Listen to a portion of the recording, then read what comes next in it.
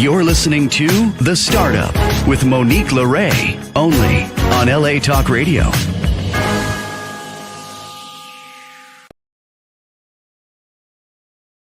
How's it going, Los Angeles? It's The Startup with Monique Lore. I'm Monique Lore. Oh my gosh, it's Super Bowl Sunday. How's everybody doing? I am playing with this new background. I think I'm going to get a green screen. I have it here. We're going to get a team up here and light it up. Just changing things up. I cannot believe I did this show on Super Bowl Sunday, but I'm excited. We have a guest that's really awesome. Quick note before we start, because I want to get you guys back to your Super Bowl. And I want to give a shout out to After Dark Cigars. After Dark Cigars, thank you so much. What a cool logo, the vampire. I was down in South Florida on my way back from Europe and Africa over Christmas. Stopped by to see a friend, and they had a cool little lounge. He gave me a shirt. I told him I'd give him a shout out, and he gave me a shirt. I didn't expect that. That was very cool. Thank you so much. It was nice. They let ladies into the cigar lounge. Also, guys, I want to share something about Sundance. Sundance, I haven't opened it yet. I was there networking for a brand, as you guys know, and for my films. But I went and saw one film, and it was Pee-wee as himself. Pee-wee Herman. And I haven't put the... Guys, 3.5 hours. It was like Malcolm X. Bring your own pocket snacks, by the way. I didn't have any popcorn. What a documentary. What insight. I learned so much. You don't really see it as a kid, what people go through to get something on the air like that, how they come up with the theme song, all the pebbles on his road. So just as an entrepreneur, stay focused, stay confident. Don't be discouraged. And if you are, it's okay today to be discouraged, but pick yourself back up, because these things are all coming on your path to give you success in some way or another. Speaking of success, we have Dan on the line. Dan, J Burger, excuse me. You have to get the J in there. Don't forget the J. Dan, welcome to the Startup. How are you? All right. Nice bow tie. Thank you. Welcome. I want to go full screen on Dan. I want you to introduce yourself to the listeners and viewers and tell us about your brand. Sure. My name is Dan J. Berger. I am an entrepreneur. I would say serial entrepreneur, but I hate that term. So to me, entrepreneur is reserved for people who exited companies, and serial entrepreneurs is people who have multiple exits. So I have multiple businesses, but I only exited one. I live in Boise, Idaho. I spend most of my life in New York City, and I moved to Boise, Idaho during the pandemic. And I have a daughter who's 3 months old and a lovely wife named Jen. I like that definition that you're putting out there for entrepreneurs now. This is the 2025 guide by Mr. Berger. So exiting or not, serial or not, you will know. That's right. That's right. Well, it's just like everybody's an entrepreneur, right? And I'm just like, hold on, wait a second. Right. I like that you put a little emphasis on what that is. And we should be talking about that. Like, what defines true entrepreneurship, and was it successful? Like, were you able to exit with some coin? Like, what are we talking about? I sold for $100 million. Oh. I started my business. So I'm an immigrant. I moved to the States when I was 9. I didn't speak a word of English. I went to public schools my whole life, except for grad school. I'm adopted. So I think I have a lot of things that kind of defined me very early on, and kind of not having a sense of self, immigration, adoption, and just that stuff. And I was lost for a really long time, and I never had my sense of belonging, which is why I wrote my book about belonging. And after kind of taking some time after selling my business, I decided to focus on belonging, because I feel like that's really missing for a lot of people in their lives, especially, so many people, but many entrepreneurs, it's why they start their businesses, because like, I don't feel like I belong anywhere. So let me go do my own thing. Wow. You checked all the boxes. I don't know what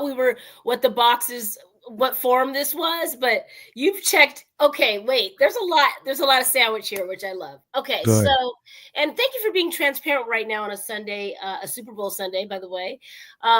So you immigrated. I should say I said I'm an immigrant. I've been in the States for 33 years. I'm 43. Moved here when I was 9, 10. Right.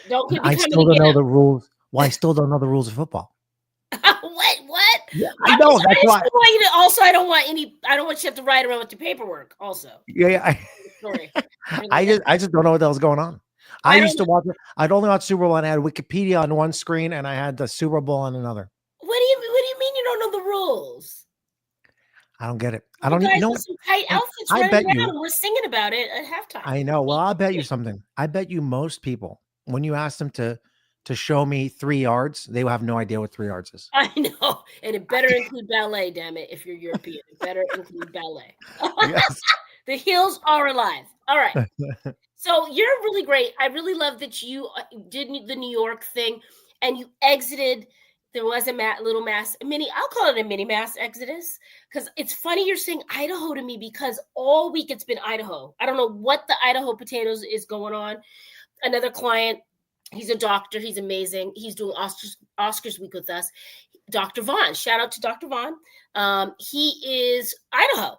And then I was looking at property in Idaho, and then I had a guest talking about real estate investment in Idaho. And now you're talking about, so what made you choose Idaho, first of all, in the pandemic? I think I understand you have a family. That makes kind of good sense. But what made you choose that?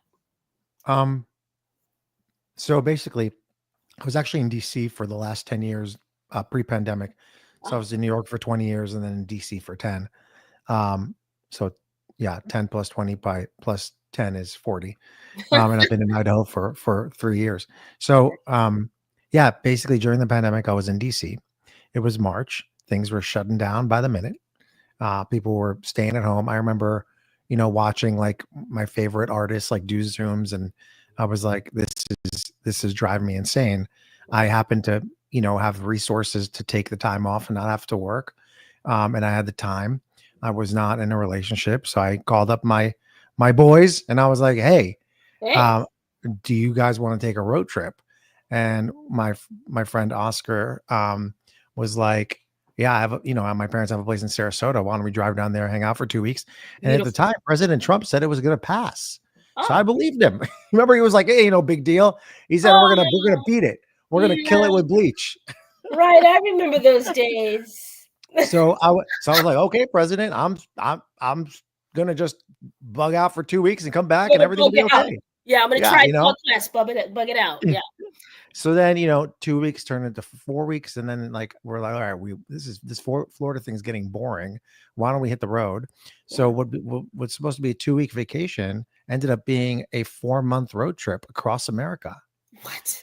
Yeah, and I was. But by the way, can I just pause? I know we're not talking about the bros, but like, what a time to be alive, where you have all the potato chips and honky tonk saloon stops and the little dirty no-tell motels and the fun. Because you're single, so like, how fun! You had enough cash in your pocket. Yep. Everybody was happy to see you because everybody's on walk.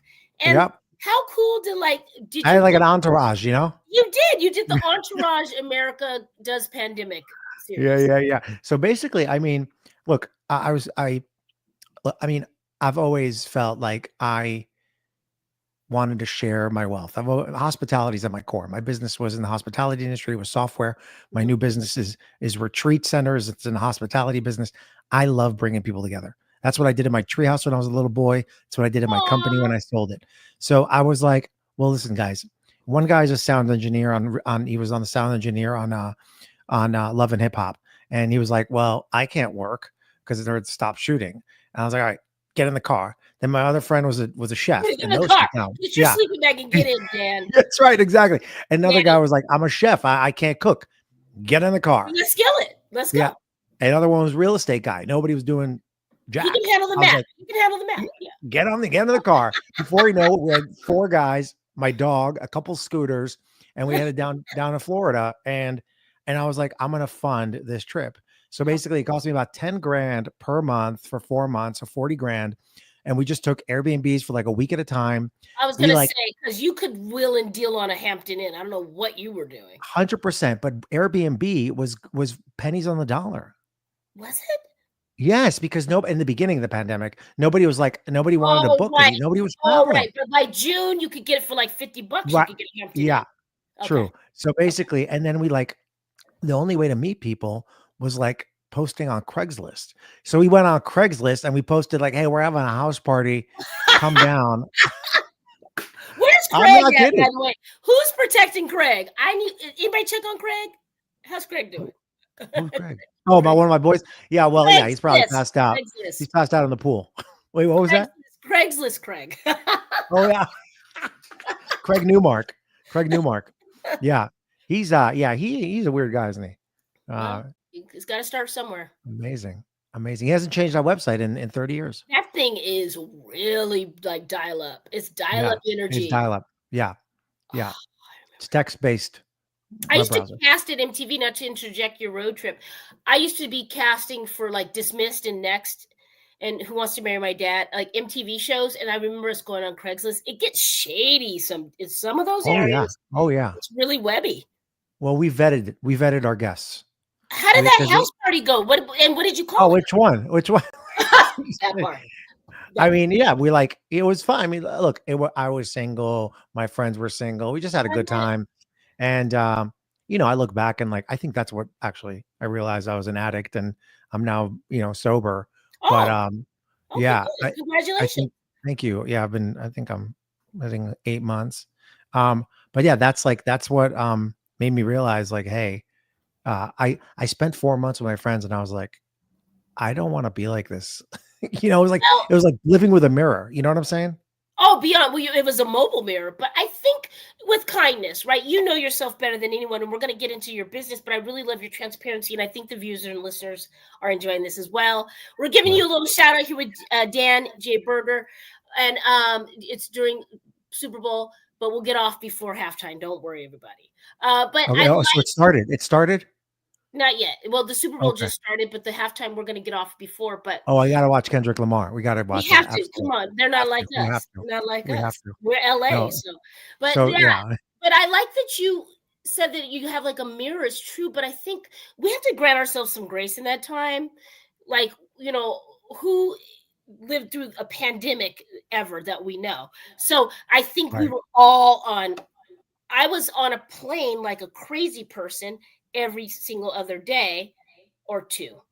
And that was the opposite. I wasn't in my pajamas ordering Amazon. I did a lot of that when I got home.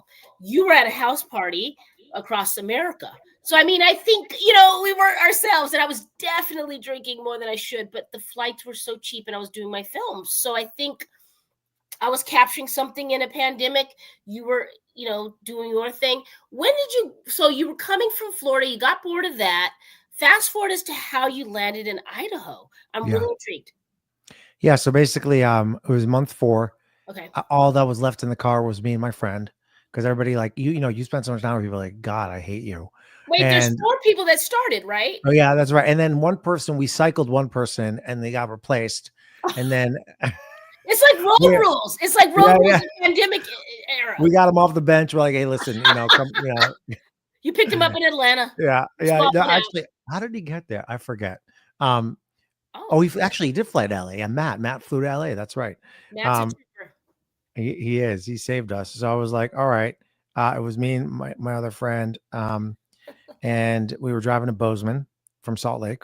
Okay. And then we made a left out to Boise. And then I got there and I got past the rolling hills and I was like, wow, this place is beautiful. As I entered the Treasure Valley, I realized there is just so much beauty here. And I just felt this kind of moment where I was like, well, what if I left the East Coast and moved here? And I'd made that decision. A peace that came over you, like a calm.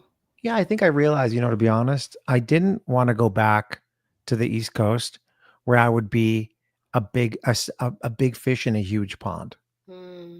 And like New York or DC is a rat race that as I was entering my 40s, I didn't really want to be a part of anymore. Yeah. And I realized I can have way more impact because I'm a leader. I love community building. I love bringing people together. I can have way more impact in a small place with the knowledge and experience that I have. Yeah. Yeah. Yeah. And it's funny how places speak to you, right? You're like, I wasn't even looking. It's like a relationship. You're like, who are you? I'm in Cabo, minding my own business. And it just hits you on the side of your neck. And you need to really, just like with business though, if you're smart and if you are, firing with all your cylinders, you're gonna pay attention to that and you're gonna seize the opportunity. Speaking of risk taking and taking opportunities, you led it in Idaho, you have a family now, you have these successful businesses, and you're a serial entrepreneur because you know how to exit and enter. Talk to me about now, Q1 2025. What the hell are you up to, Dan? What are you most proud of looking at yourself now? What's going on? Yeah, so I think it took me a minute. Whenever I answer this question, I always am very aware of being like the way I present myself and showing up as a straight perceived white. I'm actually 70% North African, but perceived white male.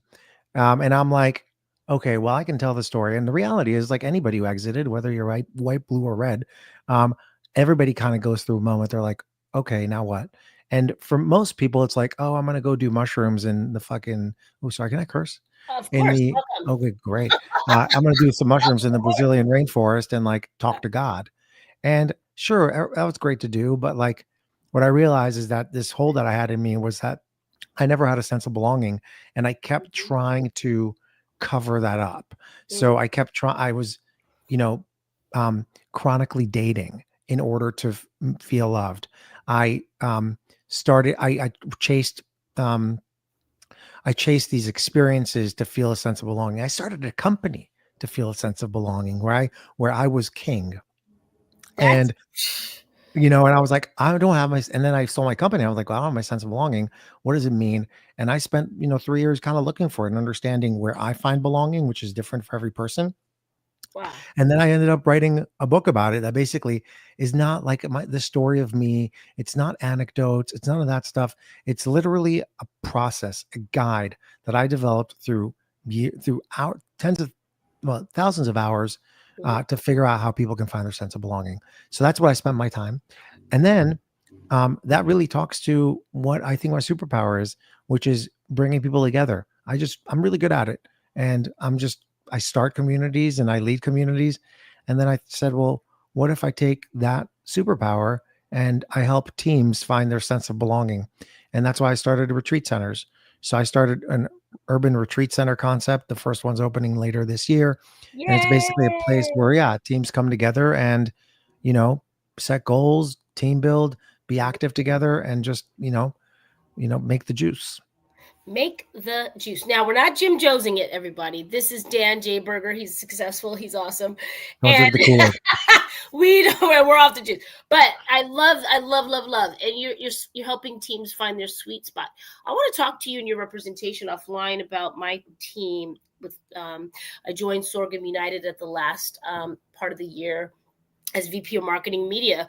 And I think that those things are really helpful, but I really like what you just did there with being transparent about being adopted and saying you never felt like you belonged. So you're like, F it, I'm going to create my own thing. And you've been doing that since you were a child.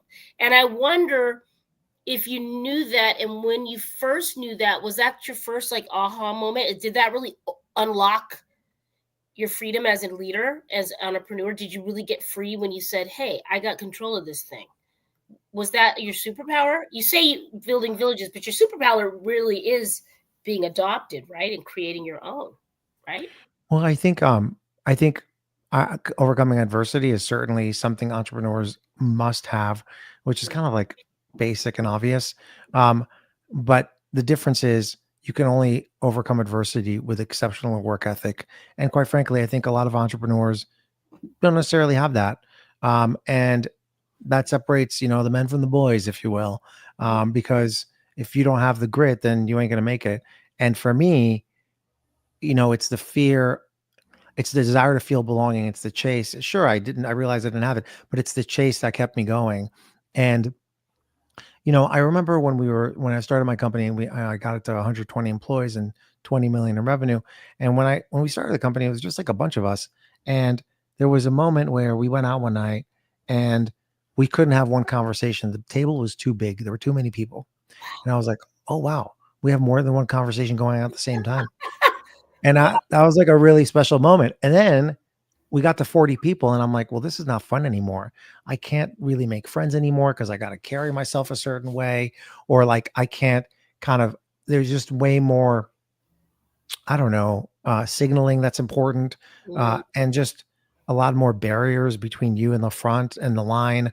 So the point I'm making is once that started happening, I kind of realized there was something wrong. mm, Where when you rely on your workplace for your relationships, for potentially meeting your partner, for shared activities, where sometimes the culture is a religion, mm, where you spend all your time there, that creates a fake sense of belonging. Because mm. as soon as you're fired or as soon as you leave, it's gone.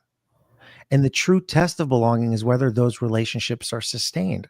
But the reality is, as I talk about in my book, many people find belongings in many different ways. So for me, I found belonging through self esteem. And when I lost that leadership position, when I lost the awards, when I lost speaking at conferences, I lost my self esteem. God, it's so real. It's so true because a lot of times as entrepreneurs, we really start from this place of deficit emotionally, deficit from family support, deficit from finances, deficit from love, deficit from anything. And you're like, holy shit, okay, all right, well, that's what they did. And, God bless, there's just a guy and a girl that got together and had us. But like, what can I do? I can create my thing and I can do it. And then you find that I get that so much.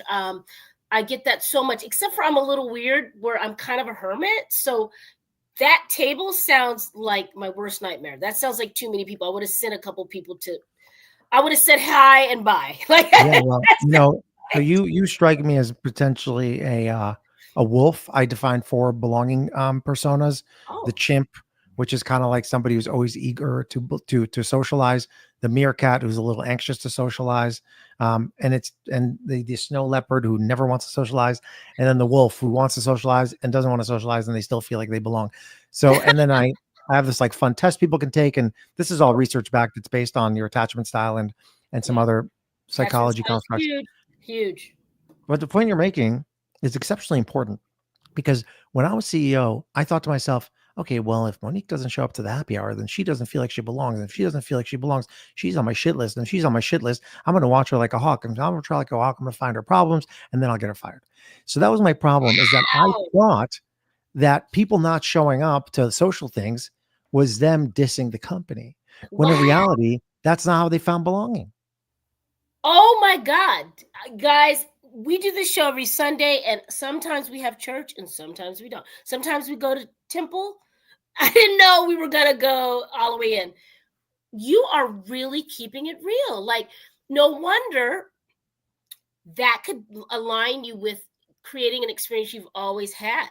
You wanted to make sure that because we're creatures of habit. So you're like, let me get back to controlling my experience because I can't trust if this is like, you're like, let me put let's call a thing in the way I can understand it. And let me create it the way I need it to show up. It showed up again. I must be right. I mean, I kind of get that. I kind of get that. Now I will add to that, Monique. It's actually, you don't only do that, but you also say, well, I find belonging this way. So why doesn't everybody else find belonging Not this way? about you. Yeah, it's not about you ever. Yeah. It's not My about you. friend Matt used to never ever ever like person in your group chat. They never talk. They always read it. They don't talk. Mm, You're like, yo, you read the text. Why aren't you responding? That was mhm, funny. Why don't you? And they're like, I don't want to, or like, I don't want to engage. So mhm. my friend Matt was like one of those people, and I always get mad at him. I'm like, Matt, yo, we're chatting. Chat with us. And he's like, no, I don't want to. I want to go play with helicopters on my own. Like literally, he played like with model helicopters, and then I just realized he finds a sense of belonging in a different ways than I did. Now, let me push back a little there. Like, I get all that, and I want to respect people's communication styles. But when you're engaging in a group business setting or family setting, I call a thing.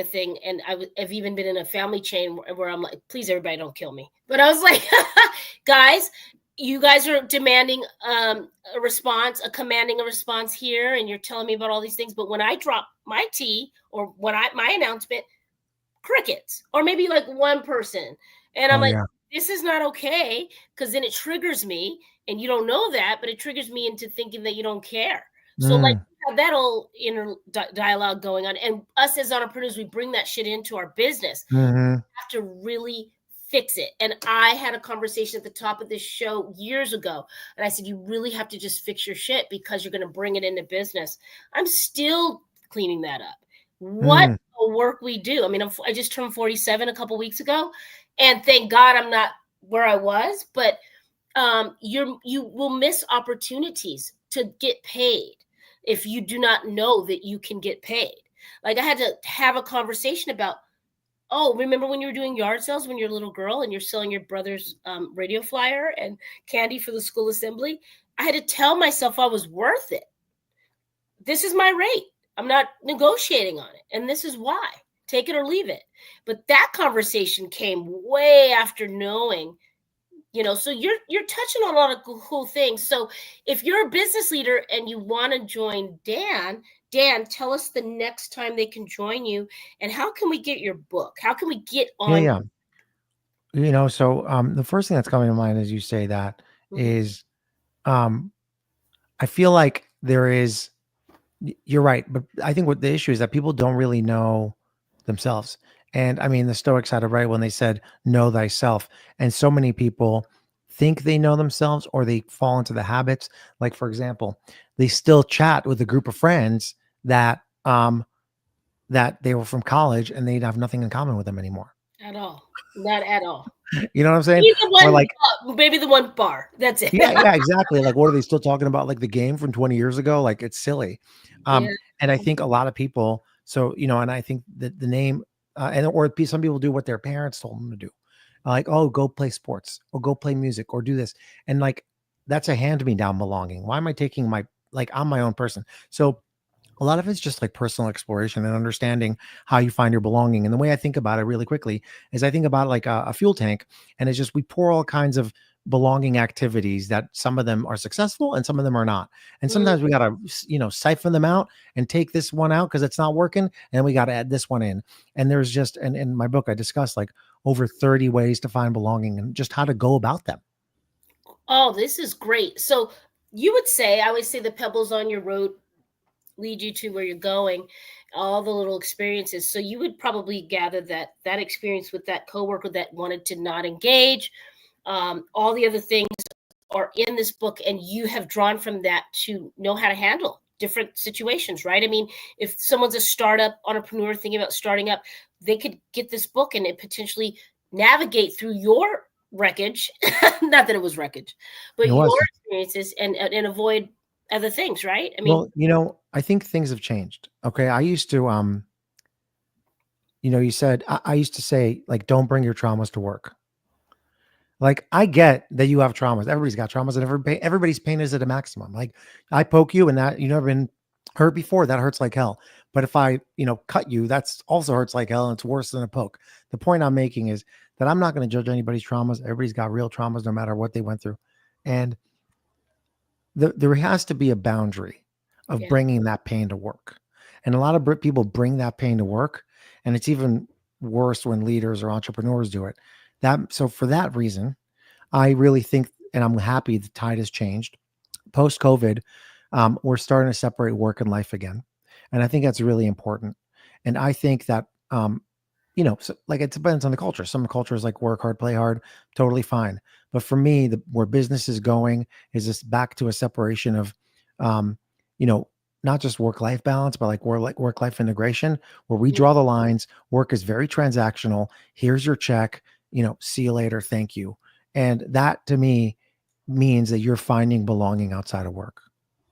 Yeah, which is really important. But I can see why that would be the hill you're dying on right now. You're not dying, but I could see why that serves you in the moment. I wonder if there's a balance somewhere where healthy business boundaries and healthy personal boundaries could meet, and there could be a space at the water cooler. I do not know. Yeah, I think there might be. I mean, I was a hustle porn guy. Like, I love the hustle. I was a hustle porn, the term, like, just go, like, like the Elon Musk, like, sleep on your couch kind of thing. Like, I was about that life. And I think that was driven from my anxiety over like succeeding. The reality is that now that I'm a little older, a little wiser, have a little more kind of roomed in the margins, I can take a little more time to do things meticulously and not necessarily hire the 27-year-old who's going to quit to go to Spotify. Like I can get somebody who's more, committed. Right. Like when you hire young people, that only young people work that hard. And when you hire for the most part, and when you do, they're very poachable. Like my average age was 27. And when I brought on, when parents were like, I can't make that Saturday night work thing because I got kids, I was like, well, fuck you. Like, that's not fair. Right. Let's write That's that not in fair. the HR contract. Yeah, But yeah. but I come from production where it was Oh not. yeah. I mean, that's a different thing, But it's changed because I just do it my way now from home. But like 20 years ago, what do you mean? What do you mean you can't? No. What do you mean Right. 3 hours a Right. day? What is that? Right. Yeah, that's not even a thing. If you're not 16 hours a day, 14 hours a day, you're out. I really Listen, loved I it. love it. Yeah. Dan, But that's the culture. That's the culture. but that was That's, the culture, you and know, it kind of is. Well, and with the pandemic, you talk about like, gosh, it's interesting to see it because I could see it in my head with like the pajamas on the bottom and the production, work on top with the Zooms and all those things that happen. And then you don't know because you're in your kitchen and you've got your people's got their dogs and their kids, and we didn't have a line. But now this is a nice new chapter in your entrepreneurship where you can say, hey, I know my value. I don't get it from work anymore. What a beautiful hallelujah moment for us chronic workaholic entrepreneurs. We love to hear it. And that's because I get it from my mission. I don't get it from my work. My life is you don't get it aligned with from your my mission. pain, Pardon me? and you don't get it from your pain. Well, that's exactly right. So my mission is to help every person find a sense of belonging. That's my mission, my personal mission. I do that through writing my book. I do that through my nonprofit. I do it through my the men's group I run. I Mm, do it through my new company.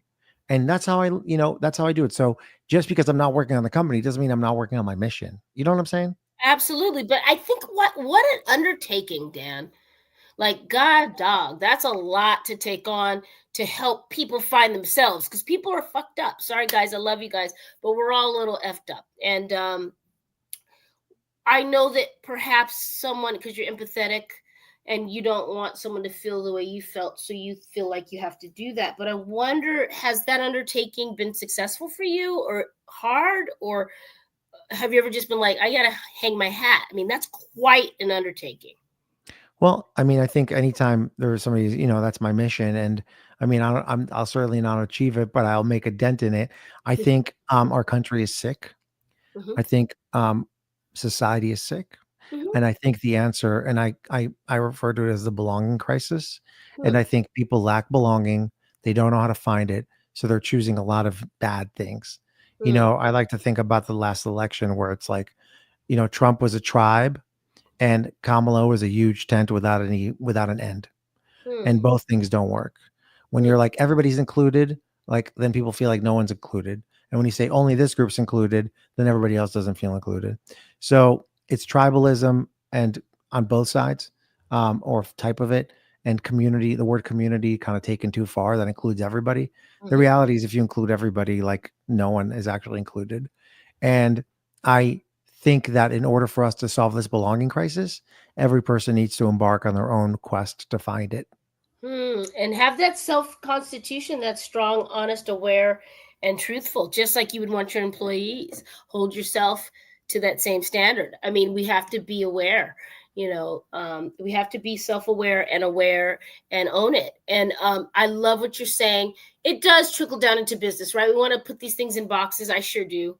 And still make a case to love and be supportive of people who might not be loving and supportive of me, but belonging to yourself, having self-awareness, and knowing like you come from North Africa, which we gotta go, but I just want to touch on that. Speaking of belonging, you belong to the world. You belong to North. I just came back from Africa. I love it. It changed my life. I've been there a couple times, North Africa, and I finally went down to Kenya and Ethiopia. Wow. It I've been to really both. Yeah. So are you from Tanzania or from Morocco, or where are you from? I'm from Morocco, Tunisia. I called it. I said it You wrong. did. I love it over there. I really, really love it. So what message do you By have? the way, that's kind of like tribal, right? That's where like, and I say use tribal in a good way, not a bad way in this situation. Where Oh, today's tribalism is focused on like hate, and back then tribalism was focused on like commitment. And mm, I mean that's like and hospitality, and I love yeah, and connection. But you know that's what's right. so funny? When you travel, when you have like I'm gonna do a little brag because I can do it. I did the 50 before 50 challenge, so I got 47 stamps. I would have had 48, but I got to the gate in Zurich and they said I couldn't go to South Africa because they need 2 more pages on my passport and I could not get on the plane. You don't know how pissed I was, but I was also stuck in Switzerland, so that didn't suck. But that's another story for another day. But the thing is, what I know about people who travel is there's a tribalism about it. It's kind of like that movie Up in the Air. Business people and and travel enthusiasts alike. You just have this light in your eyes. You have this connection. All this stuff that happens in America and everywhere else, it falls away. Oh, you're from California? Yeah, I'm from Texas. All of a sudden, we're cool. All of a sudden, you're on this side, I'm on that side. We're two Americans in another country. We're talking about that good barbecue shop, and we're talking about your friend on the ranch or whatever, or that time you came to Laguna and you loved the beach. And it's really interesting when we travel. I really see the best of humanity. But I wonder if that's your experience as well, coming from there to here. You know, excuse me. So this is actually another path to belonging, and it's called what I call contemplative practices. And Mhm, that's when you can take a moment, whether you're stargazing or whether you are in nature or whether you're traveling, when you realize, whoa, I'm part of something bigger. mm, Like all these mycelium underneath the ground connecting us, like these mushrooms and fungus, mhm, like we're all kind of connected. And at the end of the day, you can always fall back on belonging to humanity. Um, but I think that's kind of cheesy. And I think that you easy. need other ways of belonging besides like contemplative practices. And a lot of people in the field currently would say, oh, you need to like meditate and do all this stuff. And the reality is that's a nice to have. But Mm, at the end of the day, belonging is a social construct. It's a social idea that mm, requires connection and it requires people. So, yes, it's nice to feel connected to everything, but you still need the grounding through socialization. And I would say that, you know, one of the problems with belonging is that people say, oh, we're both American, we belong, or we're both Jews, we belong. No, that's not enough. I've met plenty of Jews that I don't necessarily like, and I'm Jewish, you know. Um, like just because we're Jewish doesn't Mazel, mean, mazel yeah, tov. Mazel, you had a birthday, so Mazel tov to you. I mean, so like, yes, we're Jewish, but like the point I'm making, or we're American, great. But what I like to think about is multiple qualifiers for communities to create belonging. You can't just say, oh, we're both, we're both black, we're both Latino. That's Yeah. not enough. You got to say, okay, we're black entrepreneurs, who are unmarried, or we're like black entrepreneurs who went to, historically black colleges, whatever. Like Mhm, there is multiple layers to belonging, which mhm. is why so much of it is a farce and fake. Because Oh, nowadays you buy a toaster and you're part of the toaster community. no, It's no, I ridiculous. get you. And then Little New Yorker that just came out. Don't come Yeah. for me, okay? Because I've lived in Brooklyn Yeah. and Okay. So these kind of Brooklyn like people, the Brooklyn people, and they're all from Washington Brooklyn. Oh, Heights. wow. Okay, You know, okay. Listen, like, I'm an LA girl, but I've lived in the East Coast. But I felt that come out, and you're right. But I guess what I'm saying is, all of a sudden, to your point about the global community, like traveling and coming, like all of a sudden, these things, these barriers that come up so easily about like South against the North or the West. Oh, it you're all goes away because we we're realize all there's in something airport bigger. together by That's right. ourselves as Oh, yeah, Americans. we Now don't we're have our talking, armor. you know what I mean? Now you Yeah, the see armor is me. off. Yeah, That's you right. see me at the airport, and now we're two Americans overseas. So Well, we'll hold go. on. What about the people, Monique, who are like Americans and they're just like, stuffing their face in McDonald's and like, you know, like do you feel like the Americans who are like, drinking and are super obnoxious? We've seen those when we travel. Like, is Worst that nightmare. yeah, I've probably been those people. My worst But nightmare. Oh but you know God, what I'm saying? Like, break out my fridge okay, at that point, I'm Creole at that point. Yeah. You're like, I don't know those people. No parlez-vous anglais. You know? Ça va? It's a mess. It's a mess. Right. So yes, I agree with you, but the point I'm making Mhm. and is that it gets superficial real quick. Yeah. We can see the chinks in the armor. hmm And hmm we're like, okay, wait a minute. hmm So again, but even that, it's like you meet somebody like, oh, you also have a 718 area code? Wow, cool. We talk about a couple of things and you're like, okay, we got nothing else in common. Right. No, but listen, you're right. I guess, and you know what? It could be just a tenet of, wow, I must be this desperate to make a connection with an American that's not from California or New York because I'm looking for a little signal of humanity here. Perhaps it's me. Hi, I'm the problem. It's me. Maybe it is. But you're going deeper with your seminars, with your book. How can we get the book? Where's the book at? Well, if you Google my name, Dan J. Berger, you'll find it on my website. You'll find belonginquest.com. Anybody can go there and just take a quiz, figure out what they are. And then I self-publish this book, so I'm not making $1 off this thing. Well, we're not gonna have negativity on my show. We Oh, will it ain't no negative. we will be making money. Your money magnet. Come on now. Yeah, no, I love it. It's just, well, let me put it this way. I spent 200 grand to publish this book, so it'll take me a long time to make that money back. We're in Idaho, So, honey. You cut yeah. your rent down and your mortgage down a little bit. Yeah, well, these guys were East Coast, so shit, I should have gone with an Idaho publisher. Um, I would have printed my book on potatoes. Oh, you Um, might have to. but anyway, the book is available anywhere, belonginquest.com. And then my new company is Assemble Hospitality Group. And yeah, it's going to be super exciting. Like, I cannot wait.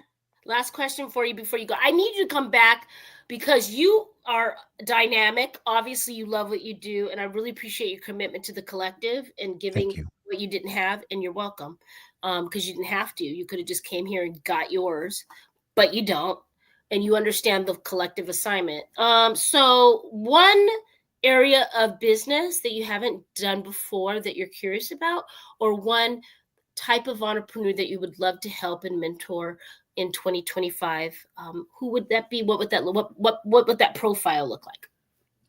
So I'm listening to a wonderful book by a guy named Gay Hendricks. He wrote it in 2009. It's called The Big Leap. And he talks about these 4 circles. And the best circle, so to speak, is your circle of genius. And basically he says, stay away from things you're incompetent in. Stay away from things you're competent even because everybody else can do them. Stay away from things you're excellent in. Get to that, circle of, genius. And for me, my thing is hospitality. I love seeing the magic that happens when people come together. There is something beautiful about that. And I'm pretty good at making that happen.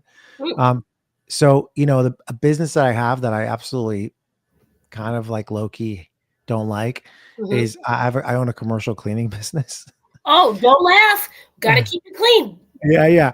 But I did it because I backed an entrepreneur, a Serbian entrepreneur who came to America as a refugee at 20. Good. Yeah. And so to me, that's kind of a business that I begrudgingly participate in.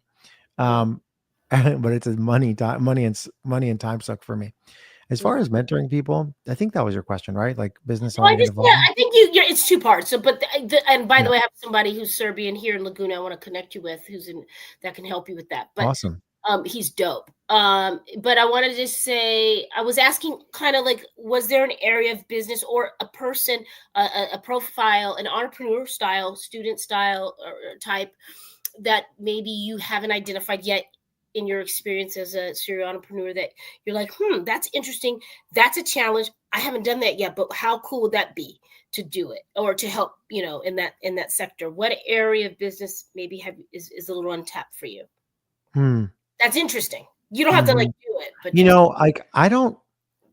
I'm about the leaders, and I don't mentor people who don't listen to me.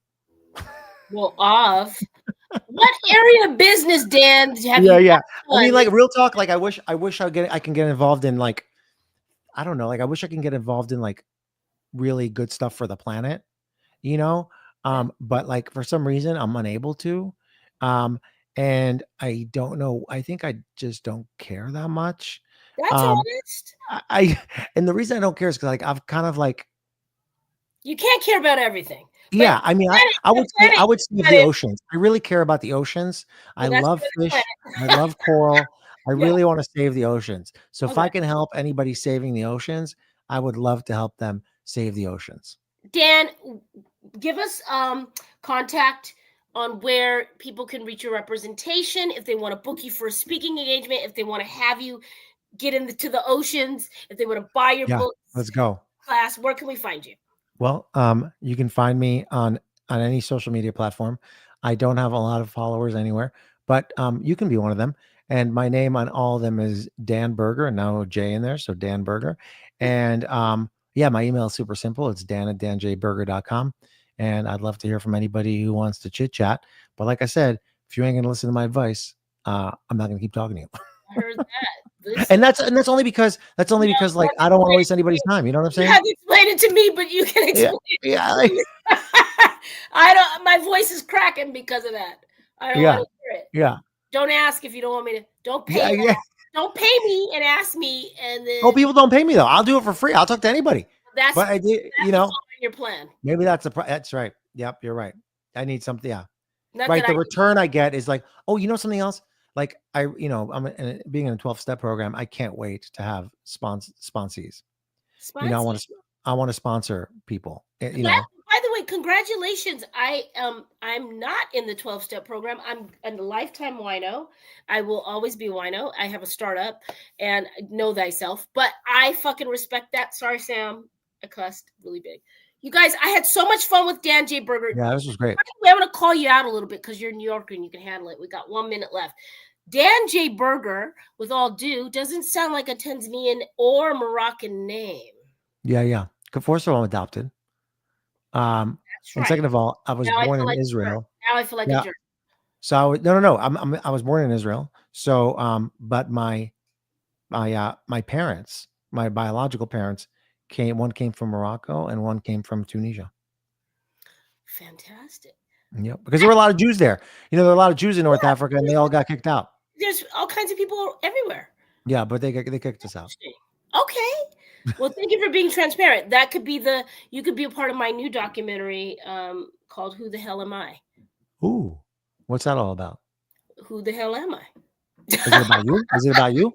Yeah, like Oh, okay. let's get into it. Like I'm light skinned, I'm Wow. black. It's a whole thing. And I know who I am. I have my parent. I have my actual birth parents, but our story down here. So get Yeah. in. What do you think about that lady who said she said she was African American and she wasn't? Remember that lady? I reached out to her actually because I thought she was quite interesting. Really? What happened?